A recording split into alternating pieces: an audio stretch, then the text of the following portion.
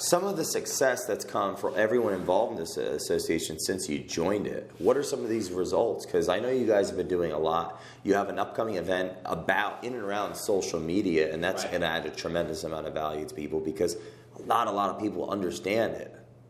So how has that been? Because it's been about a year that you've been leading this? Right. Since last November was when we launched our chapters. This is my first calendar. What's the chapter like? There's how many members, or is there growth? Like, what does that look like? So we have a board of directors. Okay. And we also have an advisory board. Okay. And the chapter as of right now has 100 members as a chapter. That's a lot of people. I would say it's a lot of people, but we have a lot more to go.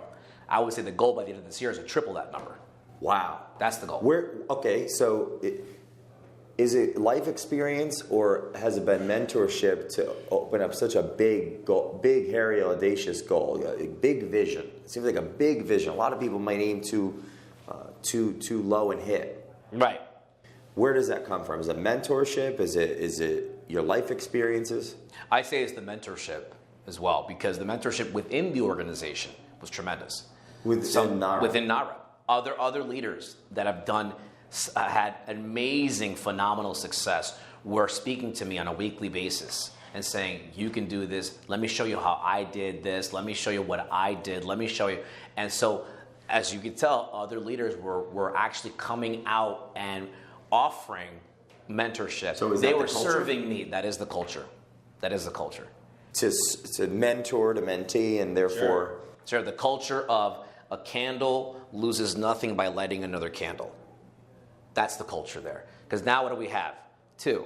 If we blacked out this whole room, we blacked out this entire building, and one person, and everybody had candles, but we had just one lit. Could we light up the entire building? Yeah. If we just shared that candle one by one by one by one? Absolutely we could. Same thing here. You make me want to open a candle shop. We should have to open a candle shop. CM Candles. Now, very many traumatic things have occurred in my life for me to let go of the outcome. Anything in particular, or maybe it was a mentor that gave you such a mindset of serving regardless of the outcome? It was, again, I think going back to the military, but also my mother. My mother. Really? My mother's a big influence. Sure. She is a big giver, to the point where if somebody's going through a problem, if she finds out that somebody that she kind of knows is going through some issue, she'll start crying. She internalizes a lot of the emotion of others. But that's because she's such a generous and amazing human being that other people's pain affects her, right? Wow. It does. But I grew up like that. I grew up seeing her be such a giver. Like empathy.